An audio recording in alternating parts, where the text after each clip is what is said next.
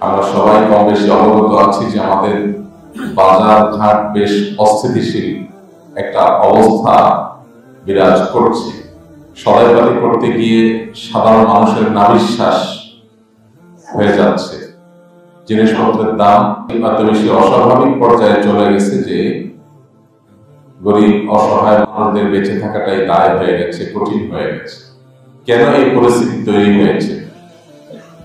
বিশেষ করে সবজি সহ নিত্য প্রয়োজনীয় যে জিনিসগুলো আমাদের দেশেই উৎপাদন হয়, কোনো কারণ ছাড়া সেগুলো এত বেশি বেড়ে যাওয়া কি কারণ থাকতে পারে, কি রহস্য থাকতে পারে, সেটি আমাদের কারোর কাছে মনে হয় অজানা না। আমরা সবাই কম বেশি জানি যে কেন এগুলোর দাম এভাবে বাড়ছে। আমাদের দেশে আজকে নতুন নয়, সব সময় সব আমলে আমরা দেখি একটা অসাধু সিন্ডিকেট তারা দেশের বাণিজ্য নিয়ন্ত্রণ করে এবং তাদের এই নিয়ন্ত্রণের কারণে, তাদের এই সিন্ডিকেট বাজি, এই মজুতদারির কারণে জিনিসপত্রের দাম অস্বাভাবিক পর্যায়ে বৃদ্ধি পায়। এই যে মজুতদারি করা এবং সিন্ডিকেট করা, এই মানুষগুলোর উল্লেখযোগ্য অংশ, সবচেয়ে বড় অংশ স্বাভাবিকভাবে সঙ্গত কারণে মুসলমান, নিজেদেরকে মুসলমান দাবি করেন এই মানুষরাই এই সমস্ত কাজগুলো করছে। এবং শুধু তাই নয়, আমরা পত্রপত্রিকার পাতায় কিংবা টেলিভিশনের স্ক্রিনে যে সমস্ত অসাধু ব্যবসায়ী ধরপাকড়ের ছবি দেখতে পাই, ভিডিও দেখতে পাই, তার বেশিরভাগই দেখা যায় মুখে মাশাআল্লাহ দাঁড়িয়ে আছে, মাথায় একটা সুন্দর টুপিও আছে, একটা গায়ে পাঞ্জাবিও আছে, কারো কারো কপালে মাশাআল্লাহ বেশ সুন্দর সাইজের ছিল আছে। আমি জানি না এটা তাদের ব্যবসার পণ্য কিনা, এই লেবাসগুলো তাদের ব্যবসার পণ্য কিনা আমি জানি না। কাস্টমারকে এই আস্থা দেওয়ার জন্য তাদের অনেকে এটা করেন কিনা যে আমি দায়িত্ব পেয়ালা মানুষ, মুরব্বী মানুষ, আমি সৎ ব্যবসায়ী, এই ধারণা দেওয়ার চেষ্টা তারা করেন কিনা আমি জানি না। তবে এটা দুর্ভাগ্যজনক যে আমরা অনেকেই মাশাআল্লাহ ইসলামের নামাজ, রোজা, হজ, যাকাত, দান, সদকা, হজ, উমরা, অন্যান্য যে ইবাদত বন্দেগী আছে সেগুলো যথেষ্ট পরিমাণে করি। বিশেষ করে সিন্ডিকেটের যে মূল হোতারা আছে, এই বড় বড় রথী, মহারথী এবং রুই, কাতল আর বল যারা আছে, এদের উল্লেখযোগ্য অংশ দেখবেন যে বিভিন্ন মসজিদ মাদ্রাসা পরিচালনা। ওনার 1 টাকায় বহু মাদ্রাসা চলে, অনেক এতিমরা খায়, অনেক মসজিদ উনি চালান। এবং এসব কারণে তিনি ধরেই নেন যে আমি সিন্ডিকেট করে 2 টাকা জিনিস 10 টাকা করে যে মুনাফা খাচ্ছি, অনেক টাকা কামাই করছি, আবার এদিকে মসজিদ মাদ্রাসায় প্রচুর দান সদকা করতেছি, হুজুরদেরকে কিছু দিয়ে দিচ্ছি, তাতে বোধ হয় কাটাকাটি হয়ে যায়, এরকম একটা ধারণা বদ্ধমূল হয়ে গেছে। তো সেসব ভাইদেরকে বলতে চাই, প্রিয় নবী সাল্লাল্লাহু আলাইহি ওয়াসাল্লামকে এবং তার আগে যত নবী রাসূল এসেছেন সবাইকে আল্লাহ রাব্বুল আলামিন একটা কমন নির্দেশ দিয়েছেন, সেটা হলো ইয়া আইয়ুহার রাসূলু কুলু মিনাত তাইয়্যিবাতি ওয়া আমালু সালিহাত। আল্লাহ রাব্বুল আলামিন নির্দেশ করেছেন, হে রাসূলগণ, হে নবীগণ, আপনারা হালাল ভক্ষণ করুন, হালাল উপার্জন করুন, হালাল খাবেন। এরপর বলেছেন ওয়া আমালু সালিহাত, নেক আমল করবেন, ভালো কাজ করবেন। তার মানে কি দাঁড়ালো? নেক আমল আগে না ভালো কাজ আগে? কোনটা আগে? আমরা কি নেক আমল আগে করবো না ভালো কাজ হালাল উপার্জন আগে করবো? আল্লাহ কোরআনে বলেছেন কুলু মিনাত তাইয়্যিবাত, হালাল খাও, এটা এনশিওর করো। এরপরে বলেছেন ওয়া আমালু সালিহাত, ভালো কাজ করো। তাহলে ভালো কাজ করার আগে বলেছেন কি করতে? হালাল উপার্জন করতে। হালাল উপার্জনকে সবকিছুর উপরে প্রায়োরিটি দিতে হবে। আর আমাদের সমাজের ধারণাটা কি ভাই? আগে পয়সা পাতি কামায় নাও, এরপরে পয়সা হলে বাগের কল্লাও পাওয়া যায়। বাগের কল্লা যদি পাওয়া যায় আল্লাহরও পাওয়া যাবে।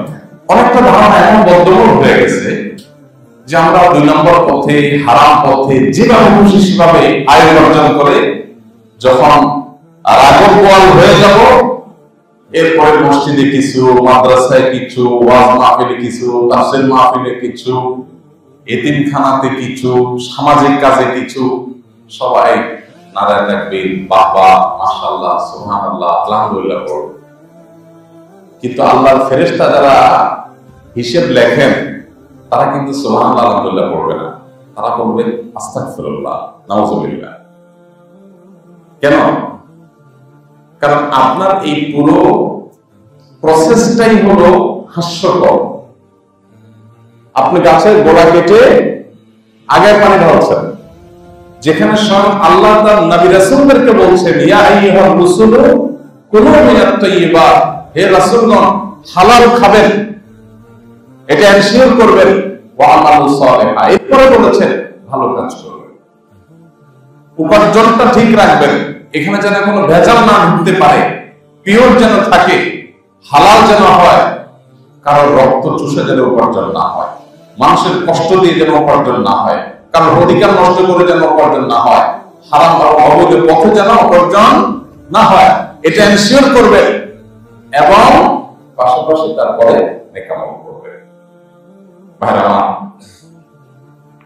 দুর্ভাগ্যজনক বিষয় হলো যে আমরা অনেকে ইসলামকে ভালো করে বুঝতে অক্ষম হয়েছি, সক্ষম হইনি, যার কারণে আমরা আমাদের এই ভেজালে ভরা জিন্দেগি, ভেজালে ভরা জীবন, এটাকেই মনে করেছি যে ইসলাম। আল্লাহ তাআলা আমাদের ব্যবসায়ী ভাইদেরকে হেদায়েত দান করুন। ইসলাম চায় সমাজে দ্রব্যের সাধারণ প্রবাহ এটা যেন ঠিক থাকে, এখানে যেন কোনো প্রকার কৃত্রিমতা, কোন প্রকার কারসাজি, কোন প্রকার মধ্যস্বত্ব ভোগী হয়ে কেউ যেন ক্রাইসিস সৃষ্টি করতে না পারে। নবী করিম সাল্লাল্লাহু আলাইহি ওয়াসাল্লামকে সাহাবায়ে কেরাম বলেছিলেন, হে আল্লাহর রাসূল, আপনি দ্রব্যের দাম ফিক্স করে দেন যাতে কেউ কম বেশ করতে না পারে। নবী করিম সাল্লাল্লাহু আলাইহি ওয়াসাল্লাম এর ব্যাপারে অপারগতা প্রকাশ করেছিলেন এবং বলেছেন যে বাজারে দ্রব্যের যে সরবরাহ এবং বাজারে পণ্যের যে প্রবাহ, এটাকে স্বাভাবিক গতিতে রাখো, আল্লাহ তাআলাই এর মূল্য নির্ধারণ করবেন। অর্থাৎ যখন থাকবে না, তখন যখন ক্রাইসিস হবে, তখন দুষ্প্রাপ্য হবে, আর না হলে স্বাভাবিক অবস্থা স্বাভাবিক থাকবে, আমি সেখানে ইন্টারফেয়ার করব না। এখন কেউ বলতে পারেন তার মানে কি আজকের জীবনে, আজকের পৃথিবীতে যে বিভিন্ন দেশে সরকারি ভাবে মূল্য নির্ধারণ করে দেওয়া, এটা কি এই হাদিসের আলোকে অন্যায়? উত্তর হলো না। এখানে মূল্য নির্ধারণ করার উদ্দেশ্য হয় ন্যায্যতা নিশ্চিত করা, জুলুমের পথ বন্ধ করা। উদ্দেশ্য যখন ভালো হয় তখন সে কাজ করাটা অন্যায় হয় না। নবী করিম সাল্লাল্লাহু আলাইহি ওয়াসাল্লামের সমাজে এই চ্যালেঞ্জটা এইভাবে ছিল না, সেজন্য তিনি সেখানে হস্তক্ষেপ করতে চান নাই, বরং তখনকার পৃথিবীতে বা পরবর্তীতে বা এমনও অনেকে আছেন যে মূল্য নির্ধারণ করার ক্ষেত্রে জুলুমের চিন্তা করেই মূল্য নির্ধারণ করেন। মূল্য নির্ধারণ যারা করেন, শস্যের ভিতরে ভুল থাকলে যা হয়, তারা অনেকে সেরকম কাজ করে। তো নবী করিম সাল্লাল্লাহু আলাইহি ওয়াসাল্লাম বলেছেন, লা ইয়াহতাকিরু ইল্লা খাতিব, পণ্যের বাজারে সিন্ডিকেট করে, মজুতদারি করে যারা ক্রাইসিস সৃষ্টি করে, অধিক মুনাফা অর্জন করার প্ল্যান পরিকল্পনা পেছনের মাস্টার মাইন্ড যারা থাকে, নবী সাল্লাল্লাহু আলাইহি ওয়াসাল্লাম বলেছেন এরা পাপিষ্ঠ এবং পাপাচারী, অপরাধী ছাড়া, কোন গুনাহগার ছাড়া কোন মানুষ এই মজুতদারি করতে পারে না। নবী করিম সাল্লাল্লাহু আলাইহি ওয়াসাল্লাম একটা হাদিস মুসনাদ আহমদ এবং মুসনাদ হাকিমে বর্ণিত হয়েছে, মাতার ইবনে ইয়াসার রাদিয়াল্লাহু আনহু বর্ণনা করেছেন। তিনি বলেছেন, মুসলমানদের অর্থাৎ সমাজের মানুষের যে পণ্যের মূল্য আছে, এই মূল্যকে যদি পেছন থেকে কেউ নিয়ন্ত্রণ করবার জন্য কারসাজি করে, পণ্য যেগুলো আছে সেগুলো সরায় রাখলো, সিন্ডিকেটের আগাগোড়া সবাই একই চেইনে কাজ করলো যে পণ্য সরায় রাখো, ক্রাইসিস সৃষ্টি হোক, তাহলে গভর্নমেন্ট বিপদে পড়ুক, সাধারণ মানুষের নাবিশ্বাস হোক, এবং এই চান্সে যখন ক্রাইসিস হয়ে যাবে তখন এবার মজুতদারি করা মালগুলো বের করে অধিক দামে আমরা বিক্রি করে মুনাফা অর্জন করব। এই কাজ যারা করেন, নবী করিম সাল্লাল্লাহু আলাইহি ওয়াসাল্লাম বলেছেন, ফাইন্না হাক্কান আলাল্লাহি আন ইউবাইদাহু বিআসামি মিনান নার ইয়াউমাল কিয়ামাহ, কিয়ামতের দিন তাকে জাহান্নামের কুণ্ডের উপর বসিয়ে শাস্তি দেওয়া, এটা আল্লাহ তাআলার উপরে অবধারিত হয়ে যায়, অপরিহার্য হয়ে যায়। সেই ব্যবসায়ী সেজদা দিতে দিতে কপালে দাগ ফেলে দিতে পারে। সেই ব্যবসায়ী প্রতি রমজানে মক্কা শরীফ গিয়ে ইতিকাফে বসে থাকতে পারে। সেই ব্যবসায়ীর দাড়ি 1 হাত লম্বা হতে পারে। সেই ব্যবসায়ী তার জুব্বা গায়ে থাকতে পারে, পাঞ্জাবি গায়ে থাকতে পারে, লম্বা লম্বা লেকচার দিতে পারে, অনেক সামাজিক কাজ করতে পারে, মসজিদ মাদ্রাসা পরিচালনা করতে পারে, ওয়াজ মাহফিল করতে পারে, হুজুরদের দাওয়াত দিয়ে খাওয়াইতে পারে, এমনকি হারাম শরীফের ইমাম সাহেবকে বাসায় দাওয়াত দিয়ে খাওয়াইতে পারে। কিন্তু এই ব্যবসায়ীকে আল্লাহ তাআলা বলেছেন আল্লাহর উপরে অপরিহার্য হয়ে যায়, তার এই অসাধু কর্মের কারণে তাকে জাহান্নামের আগুনের উপর আল্লাহ তাআলা তাকে বসিয়ে শাস্তি দিবেন। ভাইরা, অন্যায়ভাবে অর্থ আত্মসাৎ করে, অবৈধ পথে ব্যবসা করে আপনি ধনী হতে পারবেন, সুখী হতে পারবেন। ধনী হওয়া এক জিনিস, সুখী হওয়া আরেক জিনিস। সমাজে বহু ধনী আছে, সুখী না। আবার অনেক কম ধন সম্পদের অধিকারী আছেন, সুখী। আপনি যদি সিদ্ধান্ত নেন যে আমার সুখ টুকের দরকার নেই, ধন হলেই চলবে, তাহলে ভিন্ন কথা। আর যদি আপনি বলেন যে না, আমি সুখ চাই, শান্তি চাই, তাহলে মনে রাখবেন মানুষের রক্ত চোষা টাকা দিয়ে কখনো মানুষ সুখ শান্তি পায়। আপনি কাউকে দেখাতে পারবেন না। যতজন আছে দেখবেন যে এক একজনের ভিতরে এক একটা ত্রাস চলছে, এক একজনের ভিতরে এক একটা ভয়াবহ দৃশ্য অবস্থা চলছে। আল্লাহ রাব্বুল আলামিন এই দুষ্ট চক্র থেকে আমাদের এই প্রিয় স্বদেশকে হেফাজত করুন। কবে আমরা মুক্তি পাবো এই দেশের মানুষ আমরা জানি না, তবে মুক্তির জন্য এই দেশের মানুষ হাহাকার করছে। এই যে এত বড় একটা পরিবর্তন কেন হয়েছে? মানুষের দেয়ালে পিঠ থেকে গেছে, মানুষকে দাস বানিয়ে ফেলা হয়েছে। যদি সেই চক্রই ঠিক থাকে, শুধুমাত্র হাতগুলো বদল হয়, লোকগুলো পরিবর্তন হয়, তাহলে এই বাংলাদেশ তো মানুষ চায় নাই। এটা তো আমরা চাই। আমাদের পরিচিত লোক, তিনি একটা বাস কিনেছেন, ঢাকা টাঙ্গাইল এই রোডে তিনি বাসটা ছাড়বেন। তো লাইন পাওয়ার জন্য চেষ্টা করছেন অনেক দিন থেকে। ওনাকে বলা হলো $10,00,000 টাকা হলে ব্যবস্থা করা যায়। তো আমি বললাম যে আমার জানা ছিল যে এগুলো তো শেষ হয়ে গেছে, যারা সব কারবারি করে এরা তো সব পলাতক। তো আমাকে ওই ভাই বললেন না ভাই, ওরা পলাতক হয়েছে, ফিগার ওইটাই আছে, অ্যামাউন্ট ওইটাই আছে, শুধু হাত বদল হয়েছে, লোক চেঞ্জ হয়েছে। কেউ পিছন থেকে অন্য লোক দিয়ে নেয়, আর কোন শুধু লোক চেঞ্জ হয়ে গেছে। এই কালকের 2 দিন আগে ঘটনা, আমার জানা ছিল। আমরা এতদিন দৌড় দিতাম, রাস্তাঘাটে ট্রাক আটকে চাঁদাবাজি করা, সেজন্য জিনিসপত্রের দাম বাড়ে। এখন কারা করছে? যারাই করুক, এদেশে শুধুমাত্র এই সিন্ডিকেটটা যদি তুলে দেওয়া যায়, ভেঙে ফেলা যায়, তাহলে জিনিসপত্রের দাম অনেকখানি অটোমেটিক কমে যাবে। আমরা সবাই জানি কৃষক পায় 20 টাকা 30 টাকা, সে একই জিনিস ঢাকায় আসার পর 1 কেজি বিক্রি হয় 100 টাকা 150 টাকা। এই মাঝখানকার এই যে 80-90 টাকা অতিরিক্ত দেওয়া লাগলো ভোক্তাকে, সেটা যদি কৃষক পাইতো তাহলে তো দুঃখ হালাল হয়ে যেত যে কৃষক ভাই গরিব মানুষ সে পেয়েছে, সে পাচ্ছে না, পাচ্ছে মধ্যস্বত্বভোগীরা। এদের বিরুদ্ধে সামাজিক সংগ্রাম গড়ে তোলার কোনো বিকল্প নাই। প্রত্যেকটা মানুষকে জাগতে হবে এবং জাগাতে হবে, এই দুষ্ট চক্র ভাঙতে হবে। এটা যদি না ভাঙেন তাহলে সেক্ষেত্রে এই জুলুমকে যদি আপনি মেনে নেন, তো আজকে হয়তো আপনার গা সওয়া হচ্ছে, আগামীকালকে কিন্তু আপনার সহ্য সীমার বাইরে চলে যাবে। অতএব এই ব্যাপারে আমাদের সবাই সোচ্চার থাকতে হবে। আল্লাহ তাআলা আমাদের সবাইকে সেই তৌফিক দান করুন। অন্য একটি বর্ণনায় বর্ণিত হয়েছে আল জালিবু মারজুক ওয়াল মুহতাকিরু মালউন। স্বাভাবিক পণ্য প্রবাহের মাধ্যমে ন্যায্য মূল্য নিয়ে যারা পণ্যের প্রবাহ এবং সরবরাহ ঠিক রাখে, এই ব্যবসায়ীদেরকে নবী সাল্লাল্লাহু আলাইহি সাল্লামের ভবিষ্যৎবাণী করা হচ্ছে যে তারা আল্লাহর পক্ষ থেকে রিজিক প্রাপ্ত হবে।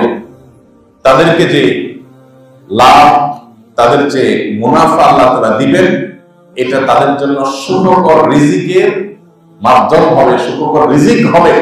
পক্ষান্তরে কেউ যদি সিন্ডিকেট করে, কারসাজি করে, কৃত্রিম সংকট সৃষ্টি করে, তারা যদি মজুতদারি করে, মাল সরিয়ে রেখে ক্রাইসিস সৃষ্টি করে অধিক মুনাফা অর্জন করে, মানুষের রক্ত চষে গরিব মানুষকে কষ্ট দেয়, তো নবী সাল্লাল্লাহু আলাইহি ওয়াসাল্লাম হাদিসের ভাষ্য বলছে এরা হবে মালউন, অভিশপ্ত। আল্লাহর গজব তাদের জন্য অবধারিত। সম্পদের পাহাড় করতে পারে, সুখের ঠিকানা তারা পাবে। আল্লাহ রাব্বুল আলামিন এই ভয়াবহ দুর্দশা থেকে আমাদেরকে বেরিয়ে আসার তৌফিক দান করুন। এবং এই ধরনের পরিস্থিতি এদেশে আজকে নতুন না। প্রতি বছর যারাই যখন ক্ষমতায় আসে আমরা দেখি পরিস্থিতি একই থাকে। এই পরিস্থিতি যদি এইভাবে চলমান থাকে তাহলে সেক্ষেত্রে গোটা সমাজের উপরে গণ আযাব আসতে দেরি হবে না। অন্যায়ের বিরুদ্ধে আমাদের সোচ্চার হতে হবে। দেখুন, এই খাদ্যের কৃত্রিম সংকট সৃষ্টি করে সেটার দাম বৃদ্ধি করা, এই একটা অপরাধ হলে সেটা একটা ব্যাপার ছিল, শুধু একটা না। আমাদের ব্যবসা প্রতিষ্ঠানগুলোর সাথে যারা জড়িত এই মানুষগুলোর বেশিরভাগই দেখবেন যারা মুসলমান, যারা হিন্দু বা অন্য ধর্মের, তারা অন্য ধর্মের, যারা মুসলমান তারা কিন্তু সবাই মোটামুটি প্র্যাকটিসিং মুসলমান। ব্যবসায়ীদের মধ্যে বেশিরভাগই প্র্যাকটিসিং মুসলমান, মানে নামাজ কালাম পড়ে, প্র্যাকটিসিং মানে নামাজ কালাম পড়ে। এই মানুষগুলো আবার যখন অন্যায় কাজ করে তখন তাদের ইসলামের সংজ্ঞা জানতে খুব ইচ্ছে করে যে আপনাদের ইসলামের সংজ্ঞাটা কি। আমাদের ইসলামের সংজ্ঞা হলো ইন্না সলাতি ওয়া নুসুকি ওয়া মাহইয়ায়া ওয়া মামাতি লিল্লাহি রাব্বিল আলামিন। আমার সালাত, আমার কুরবানি, আমার জীবন, আমার মরণ সবকিছু আল্লাহর উদ্দেশ্যে নিবেদিত।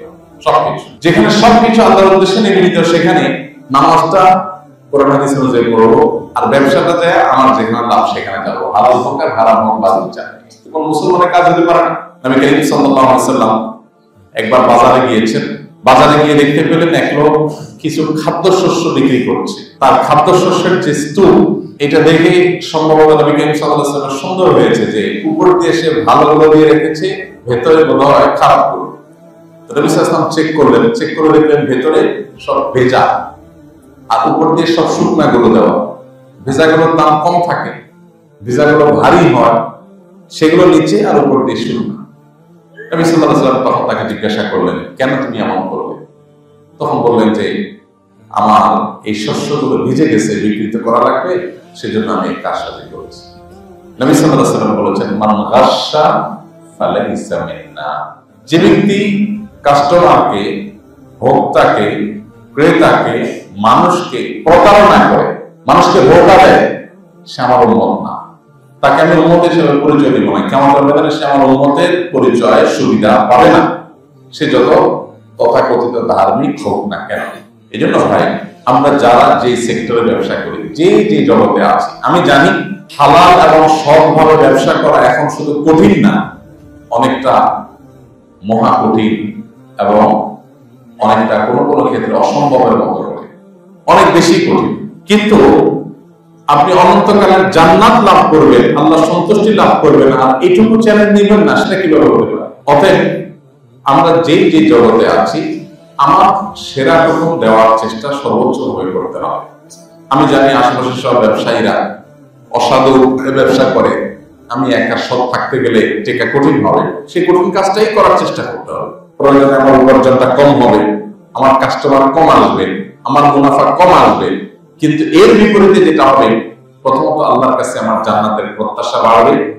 দ্বিতীয়ত হলো যে এর মধ্য দিয়ে একটা সমাজকে পরিবর্তন করার জন্য আমি নিজেকে সামিল করলাম, যে আমি শুরুটা করলাম, দেখা দেখি হয়তো আরেকজন হবে, আরেকজন হবে, একটা সময় সমাজটা হয়তো পরিবর্তন হবে। কিন্তু আমরা যদি সবাই গর্দালিকে এবং স্রোতের গা ভাসা দিই, তাহলে সমাজটা পরিবর্তন হবে। আপনারা জানেন আমাদের দেশে ব্যবসার ক্ষেত্রে অসাধুতার ধরনগুলো এত বেশি যে আসলে ব্যবসায় সৎ এবং সততা, নিষ্ঠা এবং ন্যায্যতা এটা খুঁজে পাওয়াই কঠিন। বিশেষ করে খাদ্য পণ্যের ব্যবসা যারা করেন, সেখানে ভেজাল দেওয়ার প্রবণতা এত বেশি যে খাদ্যে ভেজাল দিতে দিতে আমাদের দেশে এখন এমন একটা চরম অবস্থা বিরাজ করছে যে এই দেশে যত দিন যাচ্ছে হার্টের রোগী, কিডনির রোগী, ক্যান্সারের পেশেন্ট তত তরতর করে বাড়ছে, প্রতি বছর প্রতিনিয়ত বাড়ছে। ক্যান্সার তো এখন ঘরে ঘরে পৌঁছে গেছে। এখন তো 2-4-5টা ফ্যামিলিতে খোঁজ করলে একজন ক্যান্সার পেশেন্ট পাওয়া যায়, কিডনির পেশেন্ট পাওয়া যায়। আরো কয়েক বছর আগের কথা একজন ডাক্তার আমাকে বলেছিলেন, বাংলাদেশে তিনি কিডনি ডাক্তার, বলছিলেন যে যতগুলো ডায়ালিসিস মেশিন আছে, কিডনি ডায়ালিসিস করার যত মেশিন আছে, এই মেশিনগুলোর একটাতেও স্লট খালি থাকে না, এই পরিমাণ কিডনি রোগী বাড়ছে।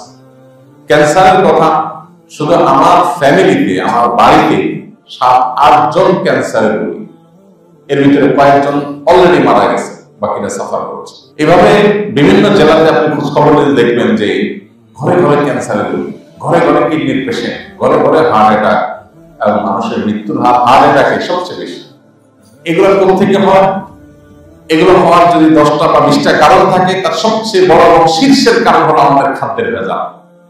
তো যারা খাদ্যে ভেজাল করে, এদের জন্য কঠোর আইন প্রণয়ন করা দরকার। এখন যারা আইন প্রণয়ন করবে এবং আইন যারা প্রয়োগ করবে, তারাই যদি ওখান থেকে মাসিক খায়, মাসোহারা পায়, সুবিধা পায়, তাহলে পরিবর্তনটা করবে কি? কিন্তু এটা নিয়ে আমাদের সোচ্চার হতে হবে এবং কথা বলতে হবে। আর যাদেরকে আল্লাহ তৌফিক দিয়েছে, ব্যবসা বাণিজ্যে যারা আছেন, তারা সাধ্যের সবটুকু দিয়ে একা হলেও সংগ্রাম করার চেষ্টা করবেন। একা হলেও, কেউ আমার কথা না শুনুক, আমার যা রুজি রুজি হয় তা দিয়ে অন্যরা তো গাড়ি বাড়ি করছে, আমার বেঁচে থাকাটাই দায়, হোক সেটাই। তারপরও আমি যদি সেটা করি, দিন শেষে আমার সান্ত্বনা হবে, এই দেশটাকে পরিবর্তনের জন্য আমি মুখ নামতাম করে একা বলে যাচ্ছি। ইনশাআল্লাহ আল্লাহ রাব্বুল আলামিনের কাছে এই ঈমানদার জান্নাতের প্রত্যাশা করতে পারেন, যে ঈমানদার তিনি সততার পরিচয় দিবেন। নবী সাল্লাল্লাহু আলাইহি ওয়াসাল্লামের সেই হাদিস আপনারা অনেকে শুনেছেন, আত-তাজিরুস সাদুকুল আমিন মা'আন নাবিয়্যিন ওয়াস-সিদ্দীকিন ওয়াশ-শুহাদা। যে সমস্ত ব্যবসায়ীরা সততার সাথে ব্যবসা করবে, সত্যবাদিতার সাথে ব্যবসা করবে, প্রতারণা করবে না, সিন্ডিকেট 2 নম্বরে করে কৃত্রিম সংকট তৈরি করে মুনাফাখুরি করবে না, তাদের কিয়ামতের ময়দানে হাসরের দিনে অবস্থান হবে নবীদের সাথে, আল্লাহর সিদ্দিকদের সাথে। তারা ভিআইপি হিসাবে কিয়ামতের ময়দানে হবে। ভাই, জীবনটা খুব সংক্ষিপ্ত, 50, 60, 70 বছর। এই 60-70 বছরের বড় আয়ু যে আমাদের দেশে মানুষের, এর বেশিরভাগ অংশ বা মূল অংশ আমরা পার করে ফেলেছি। সামনে যেটা আছে খুবই ক্ষুদ্র অংশ। এই ক্ষুদ্র অংশে আমরা যদি সততার সাথে চলার প্রতিজ্ঞা করি, তাহলে সেক্ষেত্রে অনন্তকালের সুখের নিশ্চয়তা আল্লাহ তাআলা গ্যারান্টি আল্লাহ তাআলা আমাদেরকে দিয়ে দিবেন। আল্লাহ আমাদের সবাইকে সেই সৎসাহস দান করুন। সবাই চেষ্টা করবো তো ইনশাআল্লাহ। আমরা যদি জেগে যাই, দেশটা জেগে যাবে, সমাজটা জেগে যাবে। মনে রাখবেন, আমাদের লেবাসে পোশাকে ধর্ম যতটা আছে, আমাদের লেনদেনে ইসলাম তার চাইতে অনেক বেশি আছে। আমার লেনদেনের সাথে ইসলামের সম্পর্ক এত গভীর যে আমার লেবাস পোশাকের সাথে ইসলামের সম্পর্ক এত গভীর নয়। পোশাকই ইসলামের চাইতে, আচরণ এবং লেনদেনের ইসলামের ওজন, ওয়েট এবং ইম্পর্টেন্সি ইসলামে অনেক বেশি। আল্লাহ আমাদের সেটা বোঝার তৌফিক দান করুন। আমাদের স্বদেশকে সব ধরনের অন্যায্য থেকে, অন্যায্যতা থেকে, জুলুম থেকে, সকল প্রকার অনাচার থেকে আল্লাহ তাআলা আমাদের এই সমাজকে, আমাদের এই প্রিয় জনপদকে আল্লাহ তাআলা হেফাজত করে রক্ষা করুন। ভাইরা আমার, এমনিতেই বন্যার কারণে, নানা কারণে প্রচুর পরিমাণ খাদ্যশস্যের ক্ষয়ক্ষতি হয়েছে। উত্তরবঙ্গের জেলাগুলোতে আমাদের সবচেয়ে বেশি চাল উৎপাদন হয়, ধান উৎপাদন হয়, খাদ্যশস্য উৎপাদন হয়। বন্যায় ভয়াবহভাবে সেই এলাকাগুলো ক্ষতিগ্রস্ত হয়েছে, আপনারা জানেন। তার উপরে যদি এভাবে সিন্ডিকেট করে নানা অসাধু উপায়ে যদি পণ্যের মূল্য বাড়িয়ে দেওয়া হয়, তাহলে সেক্ষেত্রে মানুষের নাবিশ্বাস হওয়া ছাড়া কিছুই হবে না। প্রত্যেকটা মানুষ আমরা সচেতন হই, সতর্ক করি। ব্যবসায়ী ভাইরা যারা আমাদের পরিচিত আছে, তাদেরকে আল্লাহর ভয়, আল্লাহর ব্যাপারে তাদেরকে সতর্ক করি। এই ব্যাপারে একেবারে রুট লেভেল ব্যবসায়ী যারা আছে, একেবারে যারা খুচরা বিক্রেতা আছে, তাদের চাইতে পেছনের যারা খলনায়করা আছে, তাদের মূলত ভূমিকাটা বেশি গুরুত্বপূর্ণ। আমরা আমাদের চেনে দাওয়াতি কাজ করি, আর নিজেও আমি যেই পর্যায়ে আছি, আমার কাজটা আমি সততার সাথে করার সংকল্প করি। তাতে যদি আমার ডালবার হয় হোক, না হয় না হোক, এই প্রতিজ্ঞা করা যাবে তো ইনশাআল্লাহ। আল্লাহ আমাকে আপনাকে আমাদের সবাইকে সেই তৌফিক দান করুন। জাযাকুমুল্লাহু খাইরান ওয়া আখরু দাওয়ানা আলহামদুলিল্লাহি রাব্বিল আলামিন।